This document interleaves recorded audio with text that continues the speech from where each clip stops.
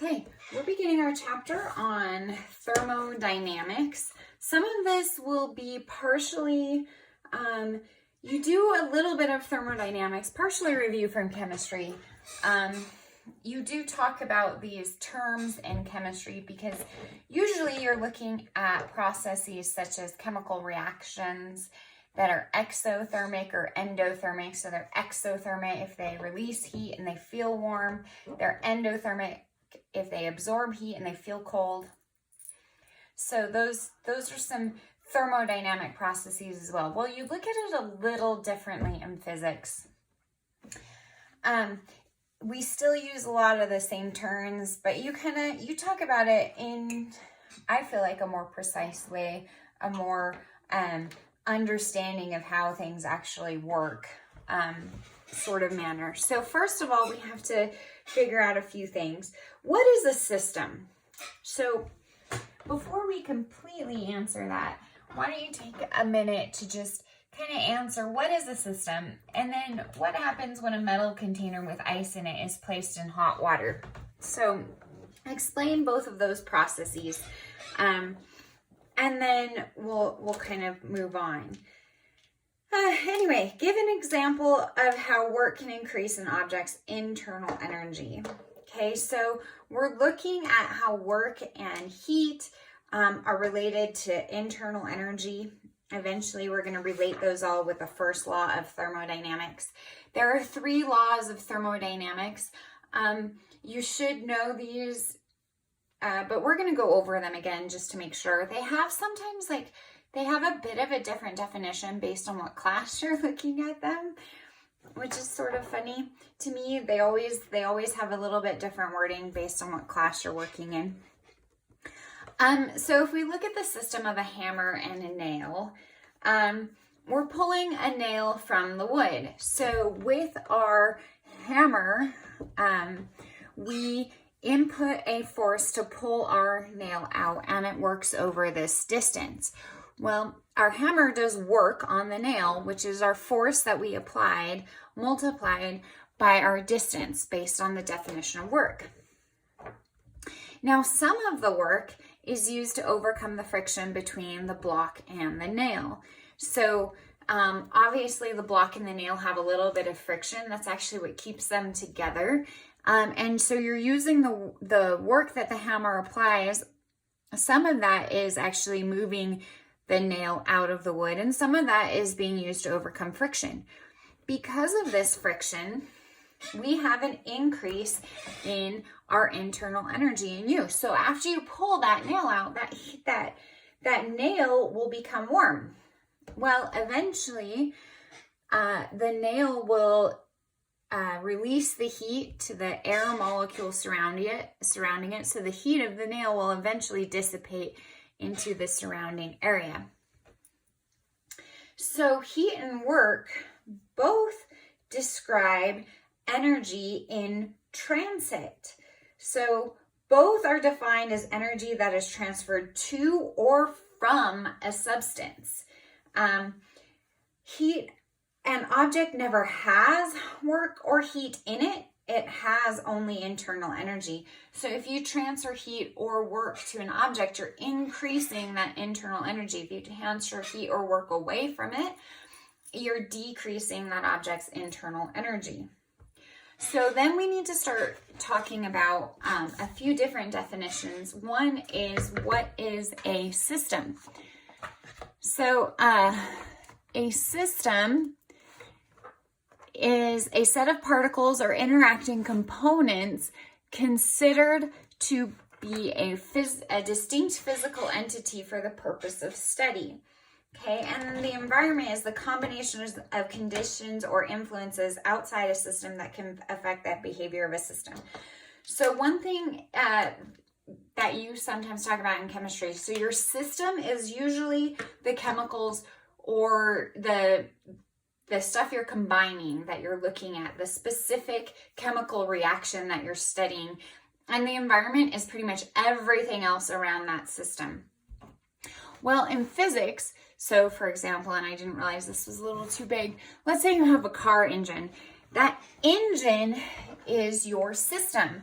So going into your system is gas, coming out of your system is work and exhaust. And there are some things in the environment that affect that system.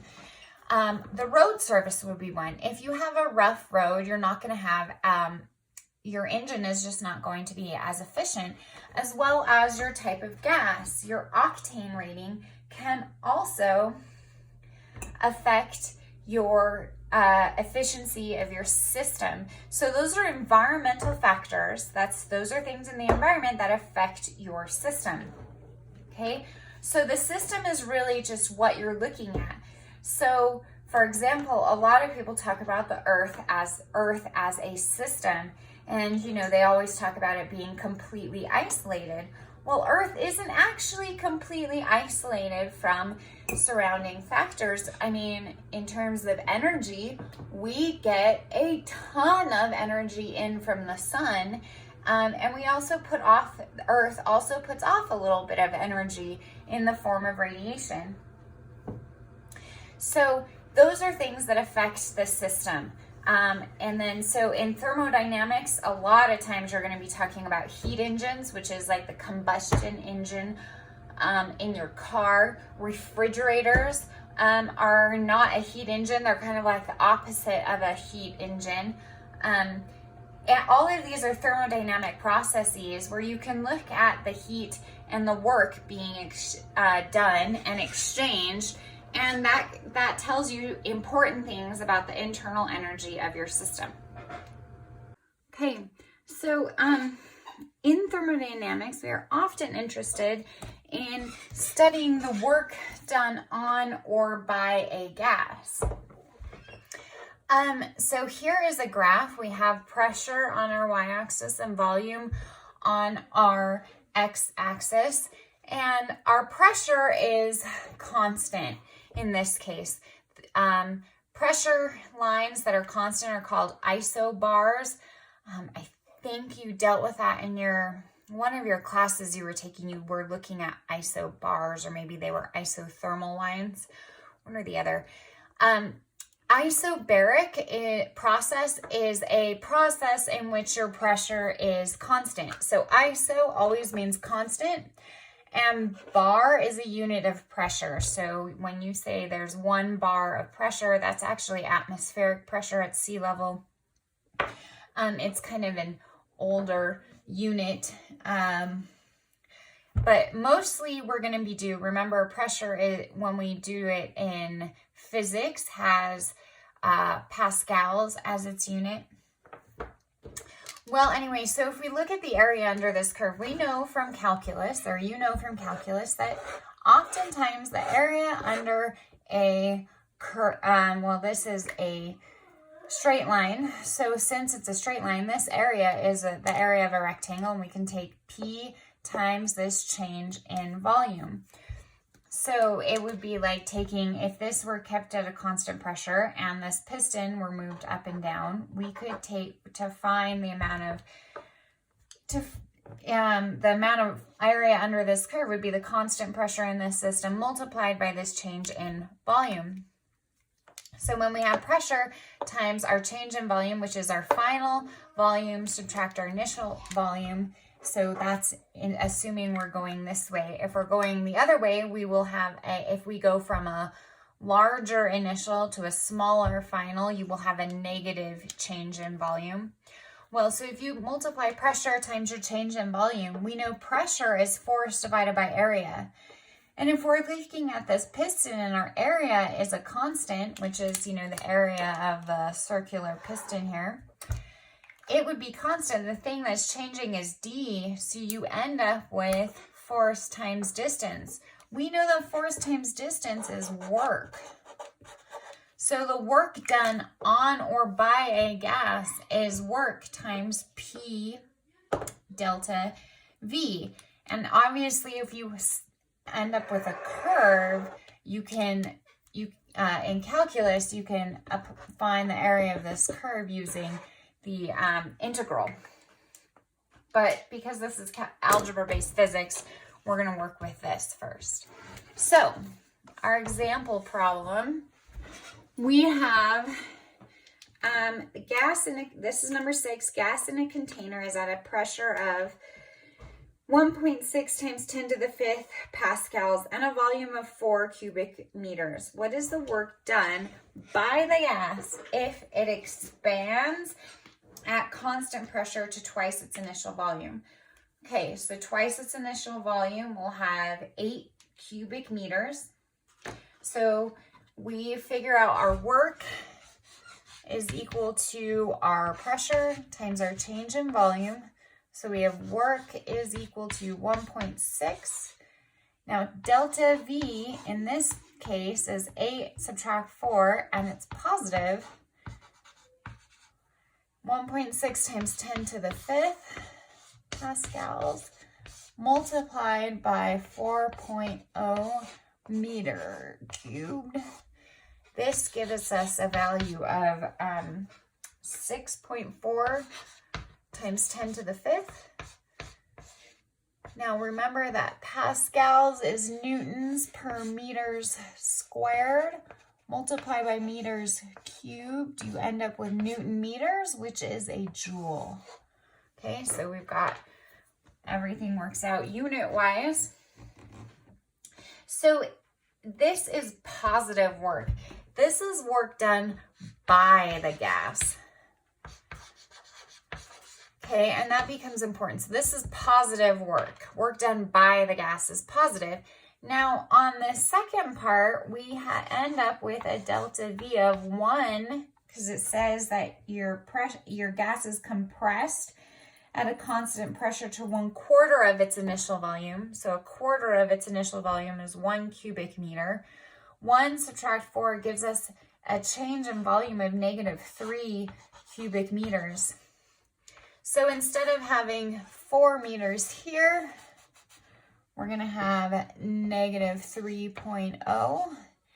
And our work in this case is -3 times 1.6, -4.8 times 10 to the 5th joules. And so this is negative. This is work done on the gas. And this is going to be important for us to remember in the next chapter. Okay, so go ahead and do 7 and 8. And we'll start talking about some other thermodynamic processes in which we're interested in. Okay, the rest of this chapter deals with ideal processes in gases. So we are going to talk a little bit about the ideal gas law. We won't solve any processes with it, but it becomes important. All objects have internal energy, and that is equal to the kinetic energy and the potential energy of the molecules. However, monoatomic gases present the simplest situation to study because all of their internal energy is kinetic. So molecules in gases are too far apart to interact with each other significantly. So that just simplifies our analysis. In most cases, energy is transferred as both heat and work. However, one type of energy transfer is dominant and the other type is negligible. Say you have a huge amount of heat transferred but a very small amount of work done. You can almost assume that the amount of work done is 0. So, or in the opposite, if you have a small amount of heat transferred but a huge amount of work done, you can assume that the heat transfer is negligible. And you can approximate these with a few ideal processes, and we're going to look at these. You have an isothermal process, which is a thermodynamic process that takes place at a constant temperature. So if your temperature is constant, your change in temperature is 0. Your internal energy is proportional to your temperature in your gas. So in this case, your internal energy is the change in internal energy is going to be 0 of your gas. So if we're looking at, say, this piston, and we're putting 300 joules of work into our system, it needs to transfer 300 joules of heat out. Now, the only way we can do this at a constant temperature is if we do this extremely, extremely slowly. So these isothermal processes happen very, very slowly. If we do it, if we put this work in slowly enough, the heat has time to transfer, and we can assume that this gas inside here is happening at a constant temperature. Especially, you know, if we surround this piston or whatever our system is in, say, a water bath at a certain temperature, because water has such a high specific heat, it will accept that it takes a lot of energy to increase its temperature. So you can assume that this is all happening at a constant temperature, but it must be done extremely slowly, okay? Now the other thing, so if we were to look at this on, say, a pressure volume graph, if we look at it, here's our ideal gas law.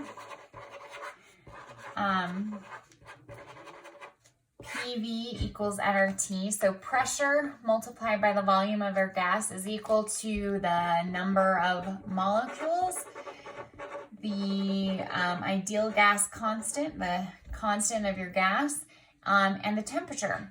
So if we solve for pressure and we assume that, and we know that these are all constant, we end up with P is equal to a constant divided by V.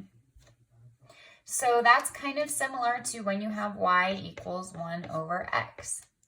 Now this area under your curve, this is still the amount of work done by your gas. But in this course, we're not going to be doing the calculus to study that, although you can. But in this case, we're going to have to be told our value of work, and that's going to be equal to our heat transfer. So in an isothermal process, the work done on or by the gas is equal to the heat transferred out or in, to maintain that constant internal energy. Okay, our next process is an isovolumetric process. Sometimes this is called an isometric process or an isochoric process, but we're going to refer to them as an isovolumetric process. So this is a process that takes place at a constant volume so that no work is done on or by the system. So our change in volume is 0. If our change in volume is 0 and the work done by a gas is equal to the pressure of the gas times the change in volume, that change in volume is 0, that means our work is 0. So one way we can look at this is, say we have our piston here and our piston is not moving. So if our piston isn't moving, the internal energy of the gas in here with its molecules that are unchanging, the only way you can increase the internal energy of this system is by adding heat energy or taking heat energy away. So when you look at this on a pressure volume diagram, obviously if the volume is not changing, it's going to be a straight up and down line. You're going to have your constant volume. When you have something like this, you have no work, you have no area under your curve, so you have no work. Now the final process we're going to deal with is this adiabatic process, okay? Adiabatic process is a process during which no energy is transferred to or from the system as heat. Our heat transfer is 0, so Q equals 0. Well, one way to do this, instead of having heat equals 0, you could have, so our Q is equal to 0, so we have no change in this heat. One thing you need is to make sure that this is like an insulated container. You're going to insulate your container. Another way to make certain that Q is equal to 0 is to quickly, very, very quickly move your piston. So this is work that is done very rapidly. So when we talk about an isothermal process, it's done very, very slowly. But in an adiabatic process, your work is done very rapidly. So the curve on a pressure volume diagram for an adiabatic process is going to be similar to our isothermal process, but it's going to be steeper. So here you have your adiabatic process, and say your isothermal process would look more like that, because you're doing this one much more rapidly, and that's the key to an adiabatic process. So an example of an adiabatic process would be like a pressurized tank filling a toy balloon. It happens very rapidly. Because it happens so rapidly, the gas does work to fill the balloon. The work equals the decrease in U in the tank. If the tank is insulated, no heat from expanding gas can be transferred into the tank again. Okay, so a balloon being filled is an adiabatic process. A lot of times when your clouds lift into the sky, or saturated air lifts in weather, that's an adiabatic process because it happens very rapidly. An isothermal process, by contrast, could be your like, say you have a volleyball or a basketball and you go down in elevation. You go from Eureka to Battle Mountain, which has lower pressure on the outside. The work goes, there's your pressure, your ball, your gas is condensed, your work goes out, and Q comes in, and because the heat is transferred also very slowly, and this happens over the course of a few hours, the work done on the ball is equal to the Q that goes, let me think, out. So your internal energy in that case remains unchanged. An isovolumetric process would be something like a calorimeter, where you have those thick walls and it remains completely, the volume is, the walls in the container are so thick that the volume remains unchanged. That's the end of section 1, and then we're still going to talk about these processes after we talk about the first law of thermodynamics and how that affects these processes next.